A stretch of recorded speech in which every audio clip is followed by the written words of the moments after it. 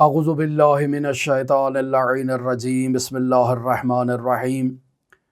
کتاب گلشن احباب در کیفیت سیر و سلوک اولی الالباب کے مضامین پر گفتگو جاری ہے۔ مرحوم آیت اللہ سید محمد حسین حسینیہ طہرانی کے صاحبزادے آیت اللہ سید محمد صادق حسینیہ طہرانی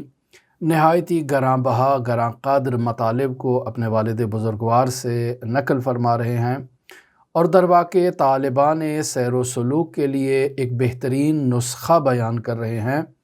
تاکہ وہ ان معلومات پر عمل کر کے صراط مستقیم پر گامزن ہو سکیں، ان معلومات پر عمل کر کے وہ ایک بہترین سفر اللہ تبارک و تعالیٰ کی جانب طے کر سکیں، کسی قسم کی مشکلات رکاوٹیں ان کے سفر میں نہ آئیں،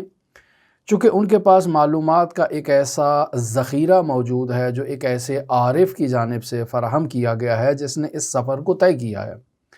لہٰذا مرحوم آیت اللہ حسینیہ طہرانی کی اس اعتبار سے نہایت ہی گراں قدر خدمات ہیں کہ انہوں نے علوم اور معارف اسلامیہ کا ایک مکمل نصاب تحریر کیا، اور تمام ایسے افراد جو اللہ تبارک و تعالیٰ کی جانب سفر کرنا چاہتے ہیں ان کی دنیاوی زندگی اور ان کی دینی زندگی دونوں کو مد نظر رکھتے ہوئے ایک راستہ ان کے لیے فراہم کیا ہے۔ لہٰذا مرحوم آیت اللہ حسینیہ طہرانی کے آثار کا مطالعہ کرنا، ان کی کتابوں کا مطالعہ کرنا تمام مؤمنین کے لیے نہایت ہی مفید جو ہے وہ ہے، اور تمام مؤمنین کو تاکید کی جاتی ہے کہ وہ ان آثار کا مطالعہ کریں۔ بعض کتابوں کا اردو زبان میں ترجمہ ہو چکا ہے، بعض کتابوں کا اردو زبان میں ترجمہ نہیں ہوا۔ کچھ کتابیں ہم نے مثلاً بیان کر رہے ہیں یا بیان کر دی ہیں، جیسے روح مجرد کو بیان کر دیا گیا ہے، جیسے رسالہ لب اللباب کو ہم نے بیان کر دیا ہے، اور اسی طرح سے بعض کتابیں ایسی ہیں جیسے اردو میں ترجمہ تو ہو چکا ہے، اور اگر نہیں بھی ہوا تو بعض کتابیں ہم بیان کر دیں گے، یا آپ لوگ پھر بھی محنت کر کے جدوجہد کر کے اپنے مقامی علماء سے ان کتابوں کو پڑھ سکتے ہیں۔ بہت ہی نایاب مطالب ہیں، بہت ہی منفرد مطالب ہیں، ایسے مطالب جو آپ نے پہلے آپ کے مطالعے سے نہیں گزرے ہوں گے، آپ کی معلومات میں وہ چیزیں نہیں ہوں گی، اور بالخصوص سیر و سلوک سے متعلق جو نصاب انہوں نے بیان کیا ہے واقعاً ایک بے نظیر معلومات ہیں جنہیں جاننا ہر انسان کے لیے ضروری ہے۔ آج کا موضوع بھی ایسے ہی منفرد اور نایاب مطالب سے متعلق مرحوم علامہ حسینیہ طہرانی سے نقل کیا جا رہا ہے ان کے صاحبزادے کی جانب سے، کہ در واقع انسان اپنی ہوائے نفس کا جب شکار ہوتا ہے، اپنی نفسانی خواہشات میں مبتلا ہوتا ہے، تو ایسے میں انسان اپنے لیے خیالی امام بنا دیتا ہے، خیالی خدا بنا دیتا ہے، خیالی رسول بنا لیتا ہے، خیالی مربی اخلاق بنا لیتا ہے، اور پھر اس کے نتیجے میں انسان اس خیالی امام، خیالی مربی کی اقتداء کرتا ہے اور تمام زندگی اسی میں ہی صرف کر دیتا ہے۔ پس اسے اللہ کی عبادت کرنا تھی، اللہ کی بارگاہ میں سجدہ ریز ہونا تھا، لیکن یہ اللہ کی بارگاہ میں سجدہ ریز نہیں ہے، تمام زندگی نماز پڑھتا رہا ہے لیکن اللہ کو سجدہ نہیں کرتا رہا بلکہ اپنے نفس کو سجدہ کرتا رہا ہے۔ بہت دقیق مطلب ہے۔ لہٰذا ان مطالب کو آپ کی خدمت میں بیان کر رہے ہیں، توجہ فرمائیں۔ آیت اللہ حسینیہ طہرانی سے یہ نقل کر رہے ہیں کہ اللہ کی طرف سفر کرنے والے سالک کا راستہ بالکل واضح ہونا چاہیے، اس قدر واضح، اس قدر روشن اور اس قدر شفاف یہ راستہ ہونا چاہیے کہ وہ اس راستے پر نہایت ہی دقیق انداز میں سفر کو طے کرے، اور کسی قسم کا ابہام، کسی قسم کی پیچیدگی اس کے اس سفر میں موجود نہیں ہونی چاہیے۔ یعنی اس قدر یہ راستہ واضح اور روشن ہونا چاہیے کہ وہ چلنے والا مسافر جو یہ سلوک کر رہا ہے، جو یہ سفر طے کر رہا ہے، وہ ذرہ بھر بھی صراط مستقیم سے منحرف نہیں ہونا چاہیے،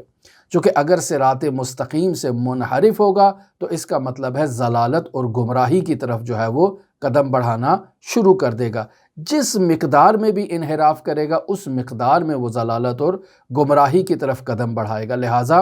صراط مستقیم سے ایک ذرہ، ایک انچ بھی انسان کو منحرف ہونے کی اجازت نہیں ہے، لیکن انسان جو اس کی قوہ خیال ہے، جو اس کی قوہ فکر ہے، جو اس کی قوہ وہم ہے،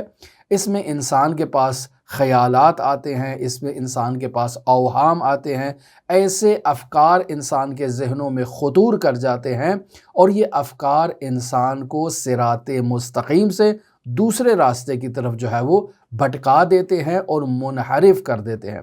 مرحوم علامہ حسینی طہرانی سے نقل کیا جا رہا ہے کہ انسان اپنے تصور اور خیال میں اپنا ایک خیالی اور وہمی امام بنا لیتا ہے۔ اب جب اس نے خیالی اور وہمی امام بنا لیا تو اس امام کی اقتداء کرتا ہے، اس امام کی پیروی کرتا ہے، چونکہ اس نے جو اپنی وجود میں ایک امام کا ایک تصور بنا رکھا ہے، وہ اس کی پیروی میں اپنا وقت جو ہے وہ بتاتا ہے، اپنا وقت جو ہے وہ لگا دیتا ہے۔ لیکن بسا اوقات اپنی زندگی کا ایک بہت طولانی حصہ جو ہے یہ انسان امامت اور ولایت کے نام پر خود کی پیروی میں گزار دیتا ہے، یعنی علی الظاہر معاشرے میں لوگوں کے سامنے، حتیٰ کہ خود اپنے سامنے وہ یہ تصور کر رہا ہے کہ وہ علی ابن ابی طالب کی پیروی کر رہا ہے، لیکن حقیقت میں وہ مولا علی کی پیروی نہیں کر رہا، بلکہ وہ خود اپنے نفس کے بنائے ہوئے مولا علی کی پیروی کر رہا ہے، یعنی اپنے نفس کے اختراع کردہ، ایجاد کردہ امام کی پیروی کر رہا ہے، اپنے نفس اور اپنی نفسانی خواہشات کی ایجاد کردہ ولایت کی پیروی کر رہا ہے، اور اس انداز میں انسان اپنی زندگی کا ایک بہت بڑا حصہ اپنی نفسانی خواہشات کے مطابق گزار دیتا ہے، یعنی در حقیقت اس نے اپنے نفس سے ایک قدم آگے جو ہے وہ نہیں بڑھایا ہے اور صرف اسی کے گرد طواف کرتا رہا ہے، پس وہ اپنے نفس کے علاوہ اور کسی کی پیروی نہیں کر رہا، لیکن گمان کر رہا ہے کہ وہ صاحب العصر والزمان کا عقیدت مند ہے، گمان کر رہا ہے صادق آل محمد کی پیروی کر رہا ہے، وہ گمان کر رہا ہے امام زین العابدین کی پیروی کر رہا ہے، لیکن حقیقت میں وہ اپنے ہی نفس کے گرد گھومتا چلا جا رہا ہے، اپنے ہی نفس کے گرد گھومتا چلا جا رہا ہے۔ کیوں؟ چونکہ جو اس نے اپنے ذہن میں ایک امامت کا تصور بنا رکھا ہے، جو اس نے اپنے ذہن میں ایک ولایت کا اور توحید کا تصور بنا رکھا ہے، اس تصور کے مطابق امام کو پرکھنے کی کوشش کرتا ہے۔ جب امام اس تصورات پر پورا نہیں اترتے تو وہ کہتا ہے کہ یہ درواقع امام کا عمل درست نہیں ہے، یہ جو میں نے نظریہ بنا رکھا ہے یہ نظریہ درست ہے، عین حق ہے، لہٰذا انسان اسی کی پیروی کرتا ہے جو اس کے اپنے مخیلے میں، اپنے خیالات میں، اپنے افکار میں جو چیز موجود ہوتی ہے۔ مرحوم علامہ طہرانی فرماتے ہیں کہ مثلاً بسا اوقات انسان نماز پڑھتا ہے اور جو ہے وہ ایسے افراد جو اس طرح کے تفکرات کے حامل ہوتے ہیں اکثر اپنے ہی نفس کے پیچھے جو ہے وہ مصروف رہتے ہیں، یعنی انہیں اللہ تبارک و تعالیٰ کی ذات کو سجدہ کرنا تھا لیکن وہ اللہ کو سجدہ نہیں کر رہے، نماز پڑھتے ہیں لیکن نماز میں ان کا سجدہ اللہ کے لیے نہیں ہے، بلکہ وہ حقیقت توحید کے برعکس خود اپنے نفس کے گرد جو ہے وہ گھوم رہے ہیں اور اپنی نفسانی خواہشات کے مطابق عبادت کر رہے ہیں، پس ان کی عبادات نفسانی عبادات کا مجموعہ ہوتی ہے، یعنی انہیں عبادت کا شوق ہے،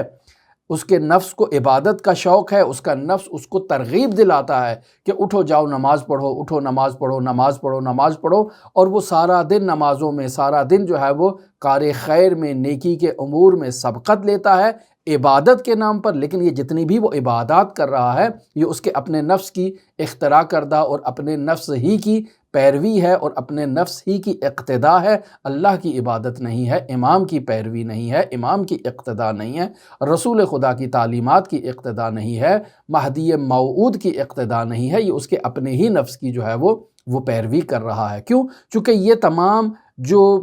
خیالات ہیں، جو اوہام اس کے وجود میں ایجاد ہوئے ہیں، یہ انہی کے جو ہے وہ انہی کو منبع بنا کر جو ہے وہ ان کی جو ہے وہ ان پر عملی جامہ پہنا رہا ہے۔ لہٰذا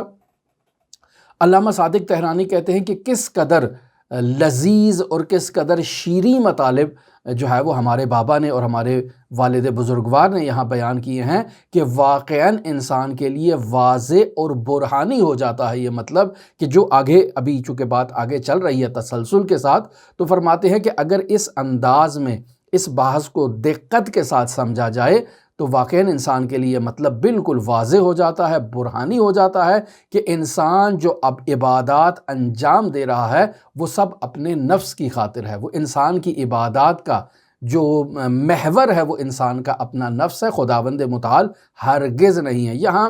علامہ طحرانی جو ہے وہ روایت بیان کرتے ہیں، علامہ صادق طحرانی، ایک روایت خود متن کے اندر ہے، ایک روایت حاشیے کے اندر ہے۔ جو روایت متن کے اندر ہے وہ حضرت امام جعفر صادق علیہ السلام سے ہے، اور وہ روایت جو حاشیے کے اندر نیچے بیان کی گئی ہے وہ حضرت امیر المؤمنین علی ابن ابی طالب علیہ آلاف و تحیت و ثنا سے ہے۔ دونوں روایات کا مضمون تقریباً 99% ایک ہی ہے، منتہا الفاظ میں تھوڑا بہت گاہی جو ہے وہ تفاوت ہے۔ میں دونوں روایات آپ کی خدمت میں بیان کر دیتا ہوں۔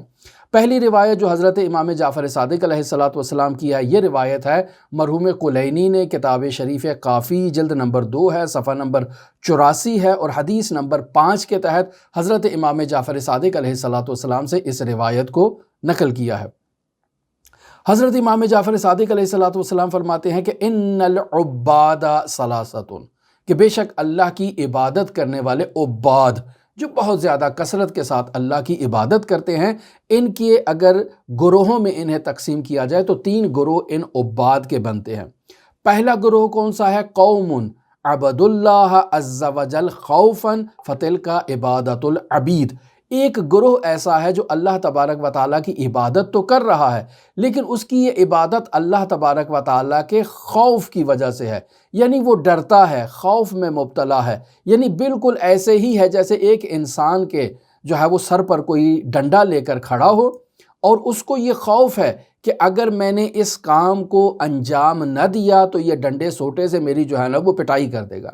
ایسے ہی جیسے آپ تصور کریں کہ ایک انسان کسی کام پر مامور ہوتا ہے، کسی غلام کو آپ نے کسی کام پر لگا دیا ہے، کسی مزدور کو کسی کام پر لگا دیا ہے اور خود ڈنڈا لے کر اس کے اوپر کھڑے ہیں، اس کو چونکہ آپ نے پیسے دینے ہیں، مثلا دہاڑی دینی ہے، آپ نے اس کو ایک کام مقرر کر رکھا ہے، لہٰذا آپ کی ڈیمانڈ یہ ہے کہ یہ اس مکمل وقت میں اس کام کو کمپلیٹ کرے، اور اگر اس مکمل وقت میں کام کو کمپلیٹ نہیں کرے گا تو اس نے تو اپنی اجرت کا تقاضا کرنا ہے اور آپ کو پھر دینا پڑے گی، اور کام بھی آپ کا مکمل نہیں ہوگا۔ نتیجہ کیا نکلے گا؟ نتیجہ دوبارہ آپ نے اس کو کل پھر بلانا ہے دہاڑی پر تاکہ دوبارہ وہ کام کرے،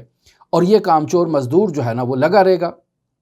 اسی طرح سے اس کی روزانہ کی دہاڑی بنتی رہے گی۔ لہٰذا یہاں پر مالک جو ہے وہ سر پر کھڑا ہوتا ہے اور باقاعدہ آرڈر کرتا ہے یہ کرو وہ کرو وہ کرو وہ کرو، اور اگر وہ نہیں انجام دے گا تو وہ وہاں اس کے لیے جو ہے وہ سزائیں تجویز کر دیتا ہے کہ میں تمہارا پیسے کاٹ لوں گا، میں یہ کر دوں گا وہ کر دوں گا۔ اور بعض اوقات اگر واقعاً مالک کو ولایت حاصل ہو، جیسے قدیم زمانے میں غلاموں کے اوپر مولا کو ولایت حاصل ہوتی تھی تو انہوں نے ایک باقاعدہ آدمی رکھا ہوتا تھا جس کے ہاتھ میں چھڑی ہوتی تھی، جس کے ہاتھ میں کوڑے ہوتے تھے کہ وہ ان سے ان غلاموں کو مارتا تھا۔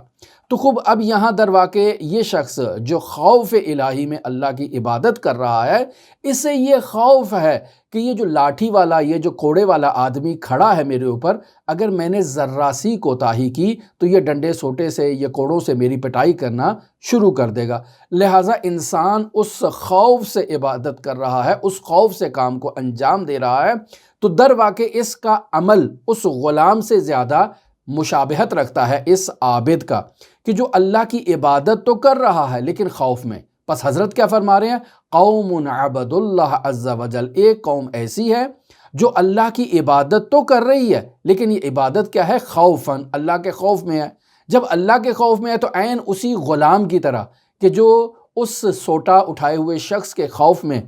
جو ہے وہ عمل کو انجام دے رہا ہے، کام کو کر رہا ہے، یا وہ شخص جس نے کوڑے پکڑے ہوئے ہیں ان کے خوف سے وہ اس کام کو انجام دے رہا ہے، تو پس اس عابد کی عبادت اس غلام کی عبادت سے مشابہت رکھتی ہے۔ لہٰذا امام علیہ السلام فرماتے ہیں فَتِلْكَ عِبَادَةُ الْعَبِيدِ، یہ جو عبادت کر رہا ہے یہ غلاموں کی عبادت ہے، یہ وہ مطلوب مولا عبادت نہیں ہے۔ اللہ تبارک و تعالیٰ کی ذات کے نزدیک یہ عبادت ایسی عبادت نہیں جو محبوب عبادت قرار پائے۔ پھر دوسرا کیا گروہ بنتا ہے؟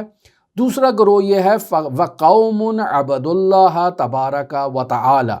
طلب الثواب، ایک گروہ ایسا ہے جو اللہ کی عبادت تو کر رہا ہے لیکن اسے ثواب کی طلب ہے، یعنی یہ چاہتا ہے کہ اس عبادت کے نتیجے میں اسے حور و غلمان ملیں، اس عبادت کے نتیجے میں اسے جنت کے اندر محلات ملیں، اسے جنت کے اندر جو ہے وہ دودھ اور شہد کی نہروں سے اس کی مہمان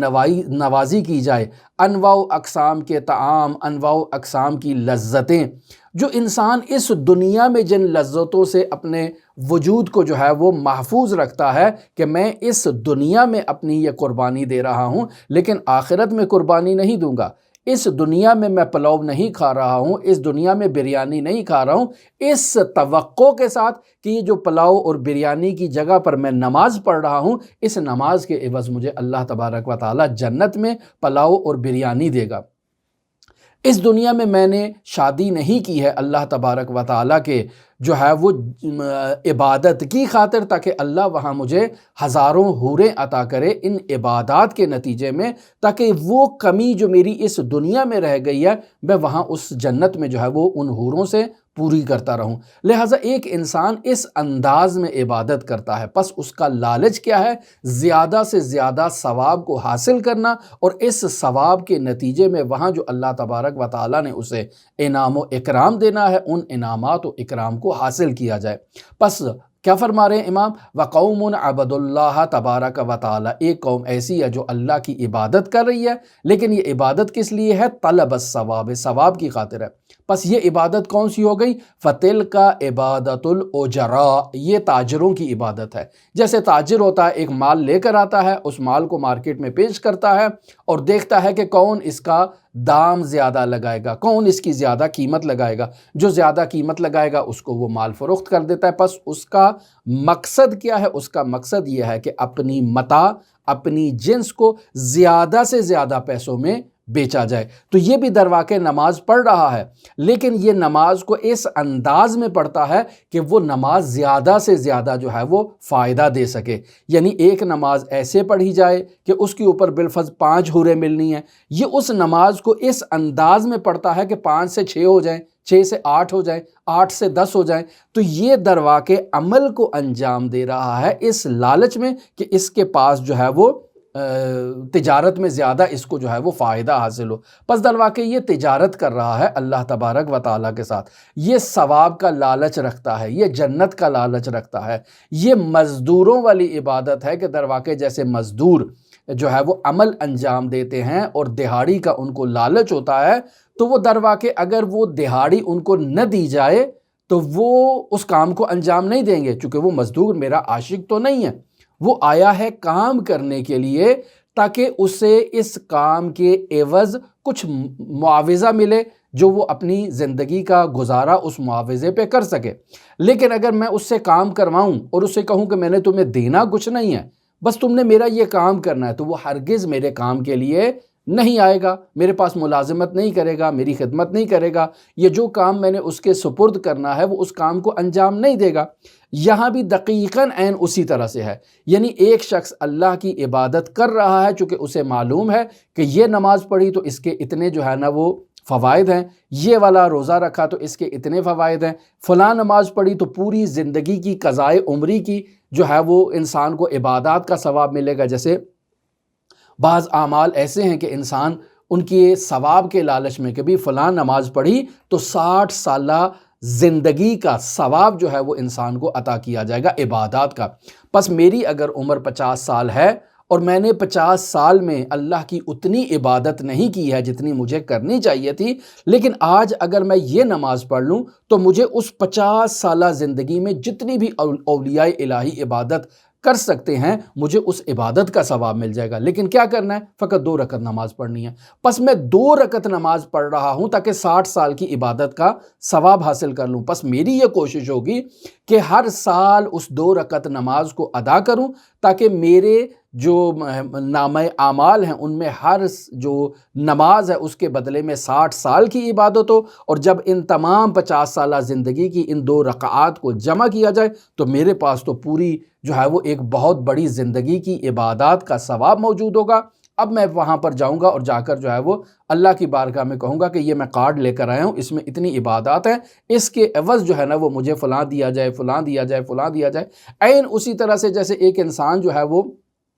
تجارت کرتا ہے اور اپنے ATM کارڈ میں پیسے جمع کرتا رہتا ہے اور مارکیٹ میں پھر جاتا ہے اور وہاں ڈیمانڈ کرتا ہے مجھے یہ بھی چاہیے، یہ بھی چاہیے، یہ بھی چاہیے، یہ بھی چاہیے، اور وہاں کارڈ سے جو ہے نا وہ اپنی پیمنٹ کو ادا کرتا ہے۔ لیکن اگر اس کا یہ کارڈ خالی ہوگا تو پھر تو یقینی بات ہے وہ مارکیٹ میں جائے گا تو اسے کچھ نصیب نہیں ہوگا، مارکیٹ والے اس کو دھکے مار کے باہر نکال دیں گے۔ تو یہاں یہ انسان جو اللہ کی عبادت کر رہا ہے اس کا باقاعدہ طور پر جو نظریہ ہے وہ یہی ہے کہ وہ اس عبادت کے نتیجے میں کچھ حاصل کرے۔ اگر وہ حاصل اس کو ملتا ہے تو وہ عبادت کو انجام دے گا، اور اگر اس کو وہ حاصل نہیں ملتا تو وہ عبادت کو انجام نہیں دے گا۔ اسے اللہ کی کوئی محبت نہیں ہے، اللہ سے کوئی عشق نہیں ہے، بلکہ وہ تجارت کر رہا ہے، لین دین کر رہا ہے۔ 2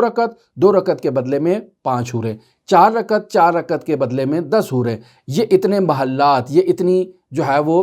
ثواب، یہ در واقع اس طرح کی وہ تجارت میں ہے۔ اور اگر اس کو کہا جائے کہ تمہیں کچھ نہیں دینا، فقط آؤ اللہ کے عشق میں 2 رکعت نماز ادا کرو، تو کہے گا نہیں، میں اتنا بھی عاشق نہیں ہوں کہ اپنے دنیاوی کاموں کو ترک کر کے اللہ کے لیے جو ہے وہ سجدہ ریز ہو جاؤں اور عبادتوں میں خود کا وقت ضائع کرنا شروع کر دوں۔ بس یہ در واقع تاجر ہے، 2 جمع 2 4 کی بات جو ہے وہ سمجھتا ہے۔ تیسرا گروہ جو ہے وہ امام علیہ السلام فرماتے ہیں وَقَوْمٌ عَبَدُ اللَّهَ عَزَّ وَجَلَّ حُبًّا لَهُ، ایک قوم ایسی ہے جو اللہ کی عبادت نہ تو غلاموں والی عبادت کی طرح کرتی ہے، نہ تو تاجروں والی عبادت کی طرح کرتی ہے، بلکہ اسے اللہ کا عشق ہے، اللہ کی محبت میں وہ اس عبادت کو جو ہے وہ اللہ کے بارگاہ میں سجدہ ریز ہوتا ہے۔ اسے یہ غرض نہیں ہے کہ اس عبادت کے نتیجے میں اسے سزا ملے گی، اسے یہ خوف نہیں ہے کہ میں نے اگر عبادت نہ کی تو یہ کوڑے لے کر کھڑا ہے مجھے مارنا شروع کر دے گا، نہیں۔ اسے یہ خوف بھی نہیں ہے کہ اگر اس نے یہ عبادت نہ کی تو اسے حور و غلمان و جنت کے باغات و نہریں اور دودھ اور شہد کی جو نہریں ہیں وہ اسے نہیں ملیں گی، یہ اسے خوف نہیں ہے، بلکہ وہ اللہ کا عاشق ہے، اللہ کے عشق میں، اللہ کی محبت میں وہ ان نمازوں کو ادا کر رہا ہے، اور اسے یہ ہے کہ یہ مجھے حور و غلمان ملے نہ ملیں، نہریں ملے نہ ملیں، لیکن اللہ کا عشق جو ہے وہ ضرور ہونا چاہیے، اور میں اللہ کے فراق کو برداشت نہیں کر سکتا، لہٰذا اس کے عشق میں اس کی بارگاہ میں سجدہ ریز ہوتا ہوں۔ تو حضرت کیا فرماتے ہیں فَتِلْكَ عِبَادَةُ الْأَحْرَارِ، یہ آزاد لوگوں کی عبادت ہے۔ خوب جب یہ آزاد لوگوں کی اور آزاد منش لوگوں کی عبادت ہے تو یہاں در واقع اس انسان نے اس عبادت کے ذریعے سے اپنا وظیفہ جو ہے وہ اللہ کی بارگاہ میں ادا کر دیا ہے۔ یہ عبادت جنت کی خاطر ہو اگر تو نفسانی جو ہے وہ لذات کی خاطر ہے، یعنی نفس کی خاطر یہ عبادت ہے۔ اگر خوف کی وجہ سے ہے تو بھی نفس کی خاطر ہے، اگر اجر کی وجہ سے ہے تو بھی نفس کی خاطر ہے۔ پس انسان خوف میں بھی حقیقت عبادت کو درک نہیں کر سکتا، پس انسان لالچ میں بھی حقیقت عبادت کو درک نہیں کر سکتا۔ پس حقیقت عبادت کو اگر انسان نے درک کرنا ہے تو اس کے وجود میں اللہ کا عشق ہونا چاہیے، اس کے وجود میں اللہ کی محبت ہونی چاہیے۔ لہٰذا حضرت فرماتے ہیں وَهِيَ أَفْضَلُ الْعِبَادَةِ، بہترین عبادت یہ ہے کہ انسان نہ تو خوف میں اللہ کی عبادت کرے، نہ ہی یہ انسان جو ہے وہ کسی لالچ میں اللہ کی عبادت کرے، بلکہ اللہ کی عبادت کر رہا ہے اس کے عشق میں، اس کی محبت میں، حقیقت عبادت تک وہ پہنچ چکا ہے، اور اس حقیقت عبادت تک پہنچے جانے کی وجہ سے اللہ کی بارگاہ میں سجدہ ریز ہو کر کہتا ہے سبحان ربی الاعلی وبحمدہ۔ یہ وہ روایت تھی جو حضرت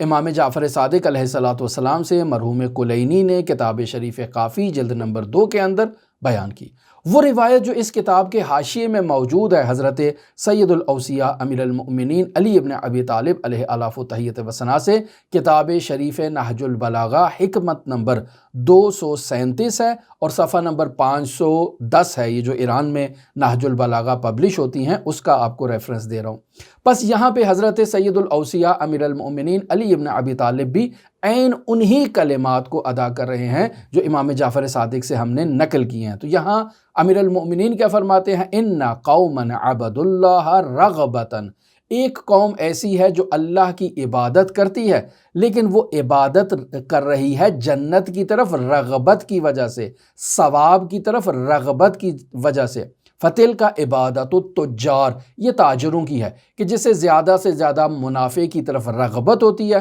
جو زیادہ پروفٹ دے گا اس کو اپنا مال بیچ دے گا، جو کم پروفٹ دے گا اس کو اپنا مال نہیں بیچے گا۔ کس وقت مال کو مارکیٹ میں لانا ہے تاکہ زیادہ سے زیادہ فائدہ دے سکے، تو یہ اپنے نفع کے عنوان سے جو ہے نا وہ عبادت کر رہا ہے، تو یہ درواقع وہ عبادات میں ان عبادات کا انتخاب کرے گا جن کا ثواب زیادہ ہے، جن کا فائدہ زیادہ ہے۔ لہٰذا آپ نے دیکھا ہوگا کہ بعض لوگ جو ہیں وہ سال بھر کے اعمال میں دیکھتے ہیں کہ کس عمل کا فائدہ زیادہ ہے، کس نماز کا فائدہ زیادہ ہے، اس نماز کو، اس عمل کو، اس روزے کو جو ہے وہ ترک نہیں کرنا چاہیے، لہٰذا وہ اس کو ترک نہیں کرتے ہیں۔ بعض لمحات ایسے ہیں، بعض اوقات ایسے ہیں، بعض دن ایسے ہیں کہ جن میں عبادت کا جو ہے وہ مرتبہ، رتبہ اور ثواب اور اجر بہت زیادہ ہے، لہٰذا یہ ان لمحات کو تلاش کرتے ہیں تاکہ ان میں ان اعمال مخصوصہ کو انجام دیا جائے۔ تو در واقع یہ قسم کی تجارت ہے نا۔ خوب، امیر المومنین فرماتے ہیں وَإِنَّ قَوْمًا عَبَدُوا اللَّهَ رَهْبَةً، ایک قوم ایسی ہے جو خوف میں اللہ کی عبادت کرتی ہے۔ فَتِلْكَ عِبَادَةُ الْعَبِيدِ، وہاں بھی امام صادق سے ایسے ہی جملے نقل تھے کہ وہ خوف میں عبادت کرتے ہیں کہ اگر اس نے یہ کام انجام نہ دیا تو یہ جو کوڑے لے کر آدمی کھڑا ہے، یہ جو ڈنڈا لے کر کھڑا ہے، یہ ڈنڈے سوٹے سے پٹائی شروع کر دے گا۔ لہٰذا غلام کیا کرتا ہے؟ اپنے مولا اور آقا کے خوف میں جو کام اس نے کہے ہیں ان کو انجام دیتا ہے۔ یہ انسان بھی اس خوف سے کہ اسے جہنم کی آگ کا ایندھن بنا دیا جائے گا، یہ اس خوف سے سارا دن نمازیں پڑھتا رہتا ہے، سارا دن جو ہے وہ ذکر سبحان اللہ سبحان اللہ سبحان اللہ ذکر کرتا رہتا ہے۔ کیوں؟ چونکہ اسے خوف ہے کہ اگر اس نے یہ کام انجام نہ دیے تو جہنم کی آگ کا ایندھن بن سکتا ہے۔ بس یہ غلاموں والی عبادت ہے، لہٰذا یہ اللہ کی طرف عبادت اللہ کے عشق میں نہیں ہے۔ تیسرا گروہ ان قوما عبدوا اللہ شکرا،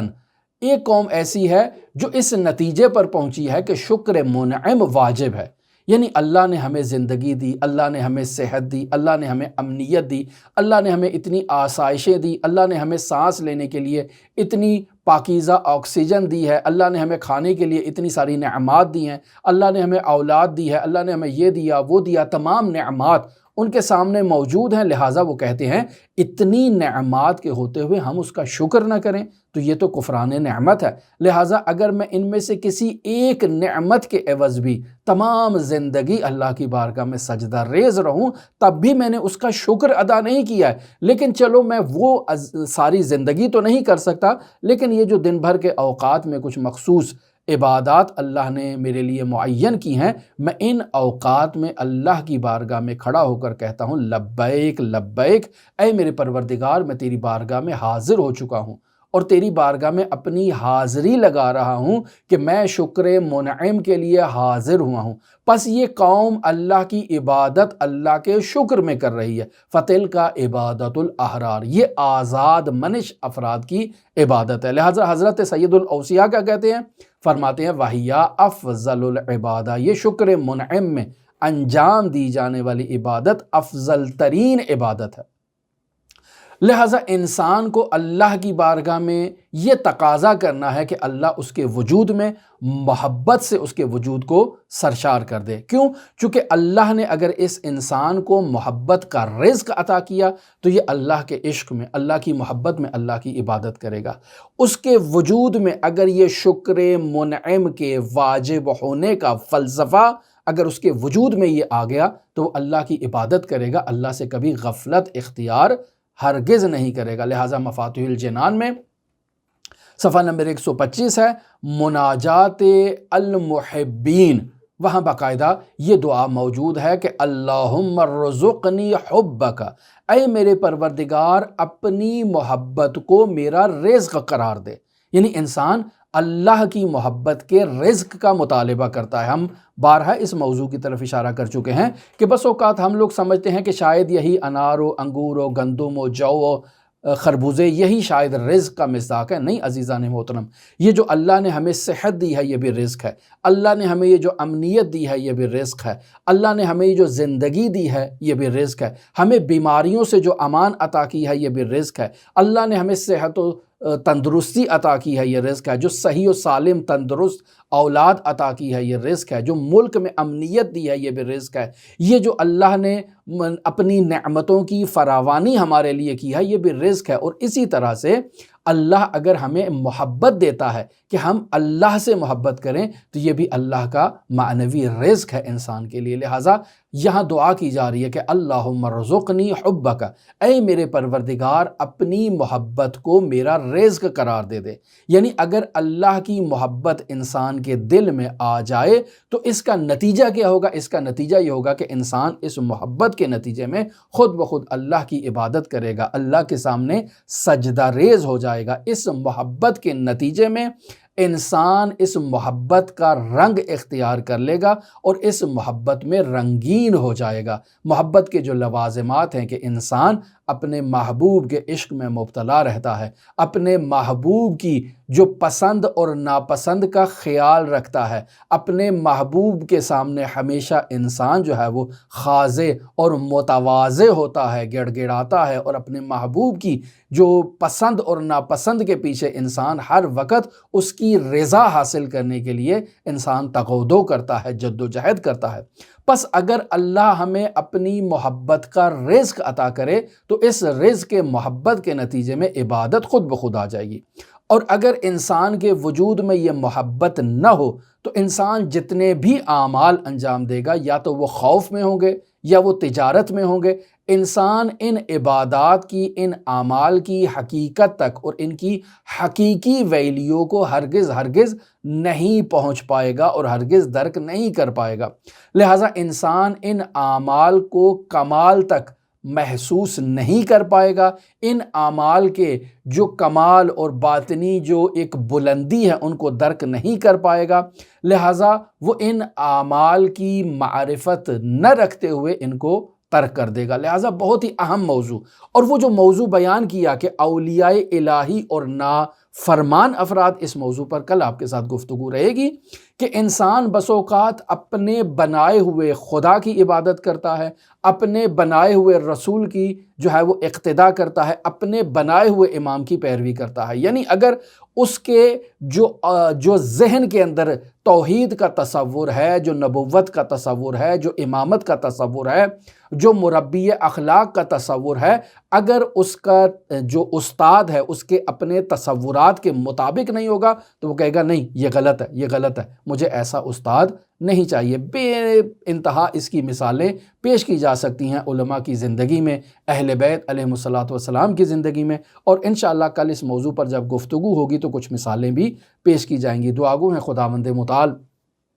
ہمیں نور معرفت عطا فرمائے، دعا گو ہیں خداوند متعال ہماری زندگی میں موجود جو معنویات کی کمی ہے خداوند متعال اس کمی کا جبران فرمائے، دعا گو ہیں خداوند متعال منجی عالم بشریت حضرت صاحب العصر، صاحب الامر، صاحب الزمان کے ظہور میں تعاجیل فرمائے اور ہمیں حضرت کے اصحاب و آوان و انصار کی فہرست میں شمار فرمائے۔ اللہم صلی علی محمد و آل محمد وعجل فرج قائم آل محمد۔